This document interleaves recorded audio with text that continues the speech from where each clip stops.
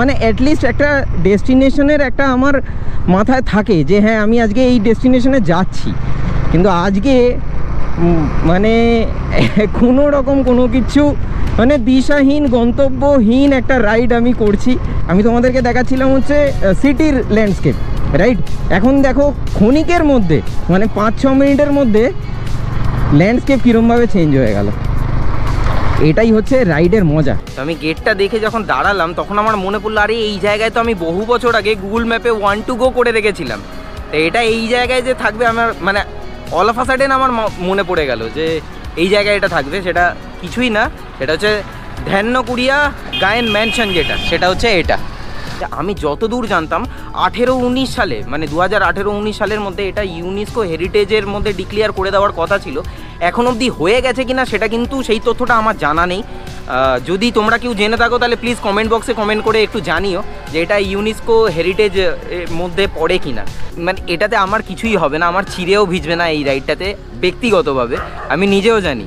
কারণ আমার একটা দরকার, আমার একটা লম্বা চওড়া মানে আমি যে ধরনের রাইড করতে ভালোবাসি সেই ধরনের রাইডের জন্য আমার একটা লম্বা চওড়া রাইডের প্রয়োজন আছে।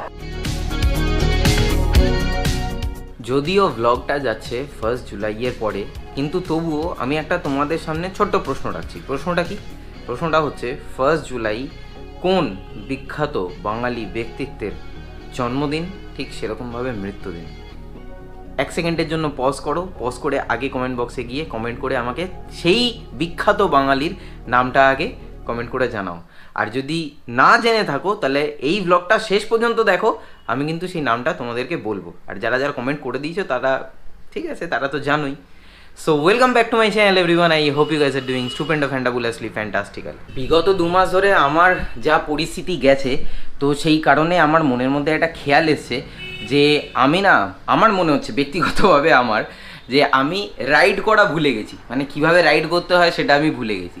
আর এমনিতেই আমার মাথা প্রচণ্ড পরিমাণে জাম হয়ে রয়েছে, মানে আমার আর ভালো লাগছে না কোনো কিছু। তো আমি ভাবলাম যে আজকে একটুখানি সময় যখন আছে তো একটুখানি কোথাও বেরোই। আমি জানি না আমি কোথায় যাব, সত্যি বলছি আমি জানি না কোথায় যাব, বাট আমার মনে হচ্ছে যে না, মানে এই জড়তাটাকে ভাঙতে হবে, আর এই জড়তাটাকে কাটানোর জন্য আমাকে বেরোতে হবে। তো আমি ভাবছি, আমি ঠিকও করিনি কোথায় যাব না যাব, তো চলো একটুখানি বেরোনো যাক আজকে। সবার প্রথমে আজকে এখন আমি যাব হচ্ছে বাড়ি, ঘরে যাব, দুপুরবেলা একটুখানি খাওয়া দাওয়া করব, করে ব্যাগটা নেব, ব্যাস হেলমেট নিয়ে বেরিয়ে যাব। কোথায় যাব কি বৃত্তান্ত সেটা রাস্তায় বেরিয়ে না হয় ঠিক করা যাক। চলো এই কাজটা আজকে করি। দুপুরবেলার লাঞ্চ একেবারে কমপ্লিট হয়ে গেছে, এবারে চলো বেরিয়ে পড়ি। অনেক দিন বাদে ডমিনার নিয়ে বেরোচ্ছি, অনেক দিন বাদে। কোথায় যাব আমি এখন অবধি ডিসাইড করিনি, বাট একটুখানি ছোট, একদম ছোট স্মল একটা ছুটকু রাইড, মানে মন ভালো করার রাইড যাকে বলে, তো সেই রাইডটাই করতে চলেছি। দেখা যাক আজকের গন্তব্য আমার কোথায় হয়। মেঘলা আকাশ, বৃষ্টি পড়ছে, একদম হালকা টিপ টিপ টিপ টিপ বৃষ্টি পড়ছে। তো সবার আগে আমাকে যেটা করতে হবে সেটা হচ্ছে ফুয়েল আপ। আর এই বৃষ্টি মাথায় নিয়ে বেশি দূরে কোথাও যাওয়ার ইন্টেনশন কিন্তু আজকে আমার নেই। ছোট, একদম ছোট, 20-30 কিলোমিটার, কি খুব বড় জোর হলে 40 কিলোমিটার হবে। পেট্রোল পাম্প থেকে পেট্রোল ভরানো আমার কমপ্লিট। আর আজকে বাইকটা না একটু অপরিষ্কার, কারণ আমি যেই জায়গায় বাইকটা রাখি আমার ঘরের ঠিক উল্টো দিকে সেখানে একটা গাছ রয়েছে, সেই গাছটা হচ্ছে কামিনী কাঞ্চনের গাছ। তো পুরো ফুল ভর্তি ছিল, এবার তার উপরে বৃষ্টির জল পড়েছে, তো সেই কারণে না একটুখানি ওই ফুলগুলো দেখতে পাচ্ছ এইখানটায়, আমি জানি না কতটা বুঝতে পারবে, বা এই জায়গাটায় আমি পরিষ্কার করলাম আর কি, পরিষ্কার করে তারপরে বাইক বার করলাম।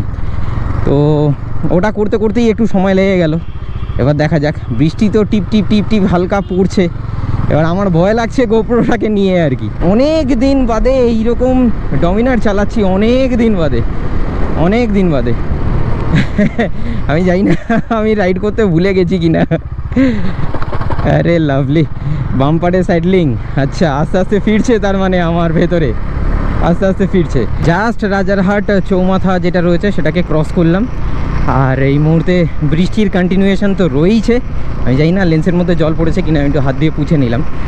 আর বিষয়টা হচ্ছে আজকে রাইডটা হচ্ছে পুরোপুরি গন্তব্যহীন রাইড, মানে দিশাহীন গন্তব্যহীন রাইড। মানে এইরকম রাইড আমি সচরাচর করি বলে আমার তো মনে হয় না।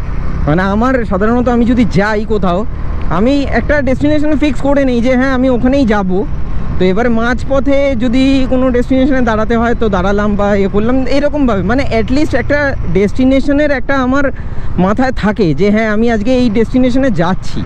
কিন্তু আজকে মানে কোনো রকম কোনো কিছু মানে দিশাহীন গন্তব্যহীন একটা রাইড আমি করছি। আর সেই রাইডের মজাটা মানে আমি এই জিনিসটা এই কারণে তোমাদেরকে বলছি যাতে তোমরা আরও ভালো মতো করে কানেক্ট করতে পারো। তোমরা জানো যে আমার লাস্ট 2 মাস ধরে কি হয়েছিল, যেরকমটা ব্লগে শুরুতে বলছিলাম, যার জন্য আমি কোথাও বেরোইনি। তো সেই কারণে যখন একটা অল অফ আ সাডেন এইরকম একটা সিচুয়েশান মানুষের জীবনে চলে আসে এবং তুমি যে কাজটা করতে পছন্দ করো সেই কাজটা স্টপ হয়ে যায়, তুমি সেই কাজটা করতে পারো না, তখন সেই মুহূর্তে কিছুক্ষণের জন্য তোমার সেই কাজটা থেকে বিরত হয়ে যাও তুমি। তো সেই জায়গা দাঁড়িয়ে যখন তুমি আবার সেই কাজে যখন ঢোকো বা সেই কাজটা যখন করতে শুরু করো, তখন কিন্তু একটা আলাদাই মজা লাগে। তখন কিন্তু কোনো গন্তব্যের প্রয়োজন হয় না, তখন কিন্তু সেই শুধুমাত্র যে কাজটা তুমি করতে ভালোবাসো শুধু সেই কাজটাই করা জরুরি হয়ে ওঠে। তো আজকে সেই জরুরি ক্ষেত্র বিশেষের জন্য আর কি, সেই জরুরির জন্যই আর কি আমি কিন্তু আজকে এই রাইডটা করছি, দিশাহীন গন্তব্যহীন রাইড। ও দাদা হেলমেটটা পরো, হ্যাঁ হন্ডা চালাচ্ছ 200X, হেলমেটটা তো পড়তে হবে। আমার যতদূর মনে পড়ছে আমি এই খড়িবাড়ি রোড, মানে অ্যাকচুয়ালি এই রোডটা হচ্ছে খড়িবাড়ি রোড, তো এই খড়িবাড়ি রোডে এবছর এসছিলাম, এবছর ওই শুরুর দিকে জানুয়ারির দিকে আমি যতদূর মনে পড়ছে আমি এসছিলাম, মানে বেনারস রাইডটা করার আগে। তো বেনারস রাইডটা যদি তোমরা কেউ যদি না দেখে থাকো আমি আই কার্ডে এখানে দিয়ে দিচ্ছি, ওখানে চলে আসবে দেখো। দারুণ সুন্দর একটা রাইড হয়েছিল ওটা আমার, মানে দারুণ সুন্দর। আর বেনারস আমার না ভীষণ মনের কাছের একটা জায়গা, কেন জানি না। আমি মোটামুটি খুব বেশি রাজ্য কিন্তু আমি ঘুরিনি ভারতবর্ষের, কিন্তু তবুও আমার একটা ফেভারিট শহর যদি বলতে পারো বা একটা ফেভারিট জায়গা যদি বলতে পারো ভারতবর্ষের মধ্যে, কি সেটা একমাত্র হচ্ছে বেনারস।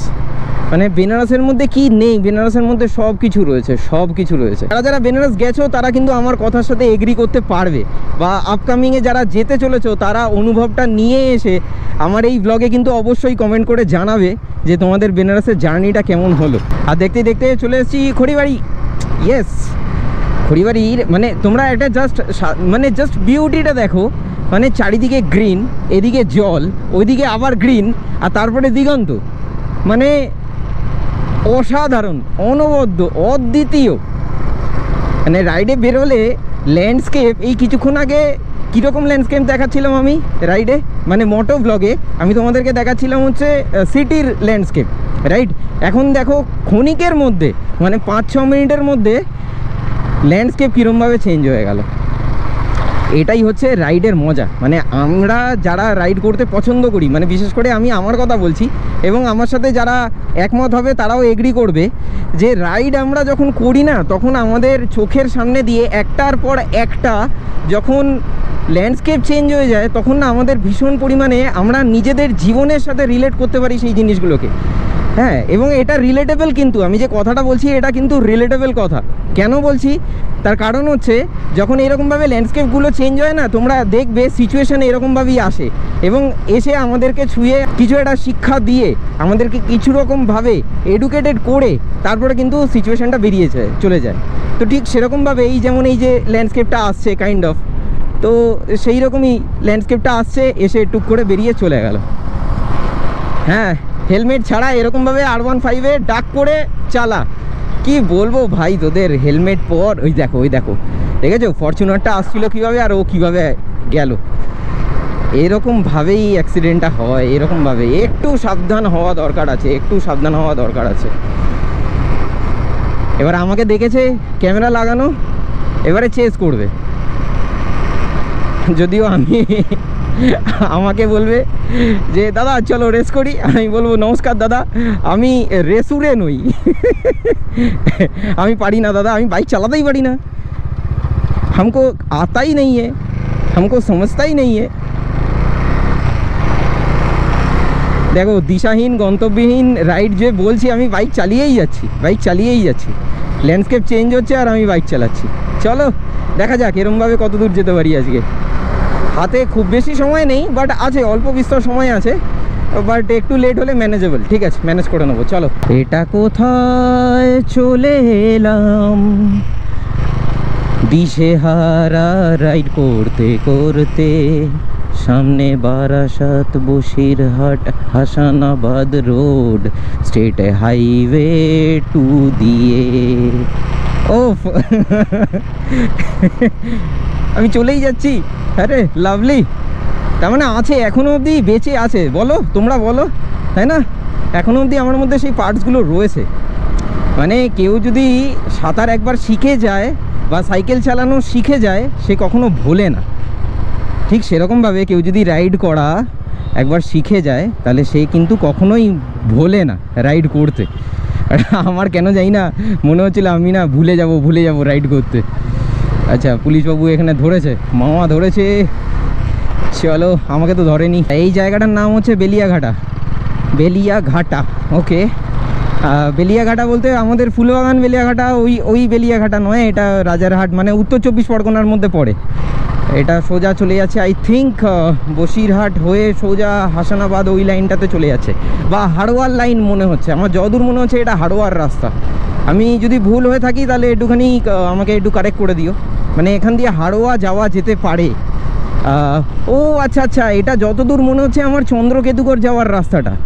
ওকে, চন্দ্রকেতুগড় গেছিলাম আমি বহু বছর আগে, মানে মোটামুটি 2018-19 সাল ওই রকম সময়ে আমি চন্দ্রকেতুগড় গেছিলাম। তখন রাস্তা যা ছিল, আর এখন সেই জায়গায় তো অনেক ভালো হয়ে গেছে রাস্তা। চন্দ্রকেতুগড় সংগ্রহশালা, তার মানে একদম সঠিক রাস্তাতেই আমি আছি। মানে যেটা বলেছিলাম চন্দ্রকেতুগড়, এই সামনে গিয়ে এখানে সংগ্রহশালা, মানে এখানে ওই এসক্যাভেট করে এখানে যা পেয়েছিল সমস্ত কিছু এই সংগ্রহশালায় রাখা রয়েছে। আর এসক্যাভেশনের যে জায়গাটা সেটা আরেকটু এগিয়ে বাঁদিকে পড়বে, আরেকটু এগিয়ে। তখন রাস্তাটা পিচ রাস্তা ছিল, এখন এটা ওই ব্লক ইটের রাস্তা করে দিয়েছে। জয় শুভ অরিন্দম, কিছু মনে পড়ছে? চন্দ্রকেতুগড় আমরা এসছিলাম কিন্তু এই রাস্তা ধরেই। আর এই হচ্ছে সেই চারমাথার মোড়টা, এই চারমাথার মোড়, এখান থেকে বাদিক গেলে হচ্ছে পড়বে চন্দ্রকেতুগড়ের সেই এসক্যাভেশনের জায়গাটা। এইখান থেকে এই হচ্ছে বাদিক চলে গেলেই পড়বে ওই জায়গাটা। অনেক স্মৃতি রোমন্থন হলো আজকে, অনেক স্মৃতি রোমন্থন। দিশাহীন গন্তব্যহীন রাইড করতে করতে আমি একটা জায়গায় এসে দাঁড়ালাম। আর দাঁড়ালাম এই কারণে যে আমার চোখে না একটা গেট দেখতে পেলাম। তো আমি গেটটা দেখে যখন দাঁড়ালাম, তখন আমার মনে পড়লো, আরে এই জায়গায় তো আমি বহু বছর আগে গুগল ম্যাপে 1 to go করে রেখেছিলাম। তো এটা এই জায়গায় যে থাকবে, আমার মানে অল অফ আ সাডেন আমার মনে পড়ে গেল যে এই জায়গায় এটা থাকবে। সেটা কিছুই না, সেটা হচ্ছে ধ্যানকুড়িয়া গায়েন ম্যানশন, যেটা সেটা হচ্ছে এটা বিশাল বড় গেট, ইন্দো ইউরোপিয়ান স্টাইলে বানানো একটা বিশাল বড় গেট। সামনেটা কিছুটা এরকম, এখানে একটা গাড়ি রয়েছে, এদিক দিয়ে যাওয়া যেতে পারে। তোমাদেরকে ভেতরে গিয়ে আমি একটুখানি দেখাচ্ছি, মানে এইটুকুনি পোর্শন গিয়ে আমি দেখাচ্ছি। আর এটা হিউজ গায়েন ম্যানশন। আমি বহুদিন ধরে অপেক্ষায় ছিলাম এই জায়গাটায় আসবো, কিন্তু আসবো করে আর আশা হয়ে উঠছিল না। মানে দিশাহীন গন্তব্যহীন রাইডে বেরিয়ে এরকমভাবে হয়ে গেল আজকে, আশাও হয়ে গেল আর জিনিসটা দেখাও হয়ে গেল। তবে বেশ ভালো, অনেক দিন পরে এরকমভাবে বেরিয়েছি তো। অ্যাট এ স্ট্রেচ মোটামুটি আমি যা দেখলাম, মোটামুটি ধরো 40-42 কিলোমিটারের কাছাকাছি ধরো আমি এখানে পৌঁছেছি। আর ওই যখন পেট্রোল পাম্প তেল ভরিয়ে যখন আমি বেরোলাম, তখন প্রায় 3:30, এখন 4:15, মানে 45 মিনিট লাগলো আমার এই রাস্তাটা আসতে। তো এবারে চিনার পার্কের ওই লোকেশন থেকে বলছি। এবার তোমরা যদি এই রুটটাতে আসতে চাও, কভার করতে চাও, নিজেদের বাড়ি থেকে ডিস্টেন্সটা কভার করে নিও, এবং কতটা সময় লাগবে সেটা তোমরা তাহলে আন্দাজ করে নিতে পারবে। একদম মানে আমি দাঁড়িয়ে রয়েছি হচ্ছে গেটটার, ম্যানশনের যে গেটটা রয়েছে সেই গেটটার একদম সামনে। মানে ইট ইজ হিউজ। মানে আমি যদি তোমাদেরকে দেখাই, ওইখানে হচ্ছে চূড়াটা, ঠিক আছে, কোনখানে হচ্ছে চূড়া। আর এই হচ্ছে গায়েন ম্যানশন। পেছনে এই গাড়িটা আমি তোমাদেরকে দেখাবো না, এই হচ্ছে গায়েন ম্যানশন, দেখতে পাচ্ছ। এটা আমি যতদূর জানি 27 বিঘে জমির ওপরে এই ম্যানশনটা বানানো হয়েছিল। আর যিনি বানিয়েছিলেন, মানে যার ম্যানশন এটা গায়েন ম্যানশন, যার নামে, তিনি হচ্ছেন মহেন্দ্রনাথ গায়েন। কিন্তু এই ক্যাসেলটা তৈরি করেছিলেন ইন্দো ইউরোপিয়ান স্টাইলে। তিনি ছিলেন একজন পাট ব্যবসায়ী, আর তিনি ব্যবসা সূত্রে ইংরেজদের সাথে তার অনেক বন্ধুত্ব ছিল। তাদের যখন রিফ্রেশমেন্টের প্রয়োজন হতো, তখন তারা এই গায়েন ম্যানশনে, এই ক্যাসেলটাতে চলে আসতো এবং তারা এসে এখানে রিফ্রেশমেন্ট করতো আর কি। আর এছাড়াও এখানে কিন্তু বাড়িও রয়েছে, মানে গায়েন যে ফ্যামিলি রয়েছে সেই গায়েন ফ্যামিলির বাড়িও রয়েছে। আমি যতদূর জানতাম 18-19 সালে, মানে 2018-19 সালের মধ্যে এটা ইউনেস্কো হেরিটেজের মধ্যে ডিক্লেয়ার করে দেওয়ার কথা ছিল। এখন অবধি হয়ে গেছে কিনা সেটা কিন্তু সেই তথ্যটা আমার জানা নেই। যদি তোমরা কেউ জেনে থাকো তাহলে প্লিজ কমেন্ট বক্সে কমেন্ট করে একটু জানিও যে এটা ইউনেস্কো হেরিটেজ মধ্যে পড়ে কিনা। আর যদি সত্যি এটা হতো তাহলে কিন্তু সামনে এই ধরনের জিনিসগুলো হতো না। এবারে হয়তো হয়নি, যার জন্য এই জিনিসটা রয়েছে। খুব সুন্দরভাবে মেনটেন করা থাকতো কিন্তু যদি ইউনেস্কো হেরিটেজের মধ্যে এটা পড়তো। তো যাই হোক, এটা হচ্ছে সেই মহেন্দ্রনাথ গায়েন, যিনি ছিলেন একজন পাট ব্যবসায়ী এবং তিনি এই গায়েন ক্যাসেল মানে গায়েন ম্যানশন, হ্যাঁ ধান্যকুড়িয়া বা ধ্যানকুড়িয়া গায়েন ম্যানশন, এই ক্যাসেলটা তৈরি করেছিলেন ইন্দো ইউরোপিয়ান স্টাইলে। ধ্যানকুড়িয়াকে যে গায়েন ম্যানশন যেটা রয়েছে, যে ক্যাসেলটা যেটা রয়েছে, সেই ক্যাসেলটার একদম পাশ দিয়ে একটা রাস্তা ঢুকে আসছে। সেই রাস্তাটা দিয়ে সোজা কিছুটা, মানে প্রথমে ধ্যানকুড়িয়া হাই স্কুল পড়বে, মাঠ পড়বে, তাই সেই মাঠের পাশ দিয়ে একদম যেরকমভাবে রাস্তাটা আসছে সেরকমভাবে আস্তে আস্তে এরকম একটা চৌমাথার মতো পড়বে আর কি। তো এখানে ধ্যানকুড়িয়ার এখানে কিছু একটা অফিস টাইপের রয়েছে। আর এখানে হচ্ছে গায়েনদের রাজবাড়ি যাকে বলে, তো সেটা হচ্ছে এটা গায়েনদের রাজবাড়ি। আরে লাভলি। বিনা অনুমতিতে প্রবেশ নিষিদ্ধ। হ্যাঁ, অবভিয়াসলি প্রাইভেট প্রপার্টি এটা এখনও, তো যার জন্য এখানে কোনো রকমভাবে প্রবেশ করা যাবে না। আর সেটা ট্রেসপারসার্স উইল বি প্রসিকিউটেড। আমরা শেলফিশ জায়েন্টের গল্পটা পড়েছিলাম না, হ্যাঁ সেই রকমই হবে আর কি। তো হিউজ, মানে রাজপ্রাসাদ যাকে বলে, মানে গায়েনদের মানে তখনকার সময় থট প্রসেস ভাবো যে যে জায়গায় আমরা থাকবো সেই জায়গাটা তো রয়েছেই, পাশে আনন্দ ফুর্তি করার জন্য এবং বন্ধুবান্ধবের সাথে যেরকম আমরা পার্টি করতে কোথাও একটা গেলাম, কোনো একটা জায়গায় গেলাম, তো সেই রকম একটা আলাদাভাবে ক্যাসেল বানানো রয়েছে এবং সেটা ব্যবসা সূত্রে সেই ধরনের জিনিসগুলো করা। তো মানে অদ্ভুত, মানে থট প্রসেসই আলাদা ছিল তখনকার মানুষের আর কি, যে যেই জিনিসটা যেটার জন্য সেই জিনিসটা সেটার জন্য সেগ্রিগেট করে রাখা। অসাধারণ, লাভলি। তো ভেতরে ঢুকছে, এখানে ভেতরে ঢোকা বারণ না। আচ্ছা, রাইডের চক্করে পড়ে আমি আজকে একটা ভুল করেছি, সেটা হচ্ছে যে এটার যে পাওয়ার ব্যাঙ্ক যেটা দিয়ে আমি চার্জ দেবো, সেই চার্জারটা আনতে, পাওয়ার ব্যাঙ্কটা আনতে আমি ভুলে গেছি। তো যাই হোক, অল্প চার্জ রয়েছে এখনও অবধি। আর এই গায়েন ম্যানশনে কিন্তু দুর্গাপুজো হয়। তো কোভিডের সময় আমি যতদূর জানি দুর্গাপুজোটা হয়নি, তো তারপর থেকে আবার দুর্গাপুজো হয় এখানে। আই থিঙ্ক এখানে হতে পারে, আই থিঙ্ক এটাই ভেতরে, হয়তো এইখানেই হয়তো দুর্গাপুজোটা হয়, রাইট। দুর্গাপুজোটা কি এখানে হয়? এখানে না, এখানে কি দুর্গাপুজোটা হয়? ও, দুর্গাপুজো ভেতরে হয়। আচ্ছা আচ্ছা, এটা মন্দির। আচ্ছা, কি মন্দির এটা? শ্যামকুণ্ড। শ্যাম সুন্দর। আচ্ছা, শ্যাম সুন্দর মন্দির। আচ্ছা, ওকে, শ্যাম সুন্দর মন্দির এটা। আপনি এখানকারই বাসিন্দা না? আচ্ছা।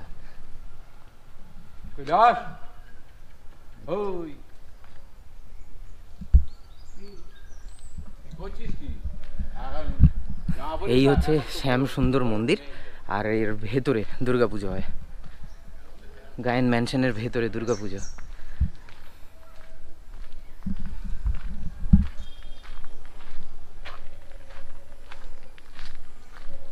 প্রথমত ক্যাসেল, আর তারপরে হচ্ছে এটা হচ্ছে রাজবাড়ি বা জমিদার বাড়িও বলতে পারো। জমিদার বাড়িই হবে, কারণ ওনারা তো জমিদারই ছিলেন আই থিঙ্ক। তো বেশ ভালো একটা ছোটোখাটো মানে শর্ট, এরকম দিশাহীন গন্তব্যহীন মানে ডেস্টিনেশন হিসাবে চলে আসা যেতেই পারে কিন্তু। মানে আমি যেরকমভাবে আজকে চলে এলাম, দিশাহীন গন্তব্যহীন ডেস্টিনেশন, হ্যাঁ সেটা ধ্যানকুড়িয়া হয়ে গেল। মানে বেশ ভালো হলো, কিন্তু তোমাদের কেমন লাগলো সেটা কিন্তু বলো। মানে এই ধরনের ছোটোখাটো রাইড আর কি, অনেক দিন পরে আমি বেরোলাম বেসিক্যালি। সত্যি কথা বলতে মানে মানে এটাতে আমার কিছুই হবে না, আমার ছিঁড়েও ভিজবে না এই রাইডটাতে ব্যক্তিগতভাবে, আমি নিজেও জানি। কারণ আমার একটা দরকার, আমার একটা লম্বা চওড়া, মানে আমি যে ধরনের রাইড করতে ভালোবাসি সেই ধরনের রাইডের জন্য আমার একটা লম্বা চওড়া রাইডের প্রয়োজন আছে। সেটা হবে আস্তে আস্তে, আমি চেষ্টা করছি সেই জায়গায় চলে যাওয়ার। কিন্তু the show must go on, তার জন্য তো আমার তোমাদের কথা ভুলে গেলে তো আর চলবে না, না? তাই আর কি ছোট্ট করে একটুখানি বাই ফোর্স নিজেকে ফোর্স করলাম, চলো বেরোতেই হবে আজকে, তো সেই কারণে বেরিয়ে পড়লাম। তো এনিওয়েজ আজকে মানে এখান থেকে এখন এই মুহূর্তে বেরিয়ে যাব। চার্জারটা কম রয়েছে বলে আমি আর এই রুটটাতে আমি আর মোটোব্লগ করছি না, সেম রুট একদম ওই হাসানাবাদ, তারপরে হাড়োয়ার যে রোডটা রয়েছে এই রোডটা ধরে সোজা একদম যেরমভাবে এসেছি সেরমভাবেই আমি বেরিয়ে যাব। তো যাই একটা ফাঁকা জায়গায় দাঁড়িয়ে তারপরে আবার আসছি। সুন্দর মিষ্টি হাওয়া দিচ্ছে খড়িবাড়িতে। চলে এসেছি মোটামুটি 20 কিলোমিটার রাইড করে আমি চলে এসেছি। আর ব্লগের শুরুতে আমি তোমাদেরকে প্রশ্ন করেছিলাম 1 জুলাইতে কার জন্মদিন এবং কোন বাঙালি ব্যক্তিত্বের মৃত্যুদিন। মানে সেই ব্যক্তিত্বটা একজনই, তিনি আর কেউ নন, বিধানচন্দ্র রায়। তো একজন বাঙালি হয়ে বাঙালিকে মনে রাখবো না সেটা কখনো হয় না। It is just a good to know staff. So that's why আমি মনে করলাম তোমাদের সাথে শেয়ার করা উচিত, তাই শেয়ার করলাম। এখানে বাইক দাঁড় করানো, হাতে চা রয়েছে, বিকেলের একটুখানি আমেজটা একটুখানি নেওয়া আর কি, আর কিছু না। লেন্সের মধ্যে একটু জল পড়েছে, প্লিজ ইগনোর, কারণ আমার এক হাতে চা এক হাতে গোপ্রো, তো আমি কিছু করতে পারবো না। আর দারুণ হাওয়া দিচ্ছে খড়িবাড়িতে, দারুণ হাওয়া দিচ্ছে। একটুখানি চাটা খাবো, শেষ করব, তারপরে এখান থেকে হয়ে যাব জাস্ট ফুরুত। জাস্ট ফ্রেশ হয়ে এলাম। আজকের ব্লগটা কেমন লাগলো সেটা কিন্তু অবশ্যই কমেন্ট বক্সে কমেন্ট করে জানিও। সো উইথ দ্যাটস ইট, আজকের ব্লগটা আমি তাহলে এখানেই শেষ করছি। দেখা হচ্ছে আবার পরবর্তী ব্লগে। Till then bye bye, take care, stay tuned and keep supporting B Bong. পাশে থেকো, সাথে থেকো, ব্লগে থেকো, আর চেষ্টা করছি আস্তে আস্তে রেগুলারাইজ হয়ে যাওয়ার।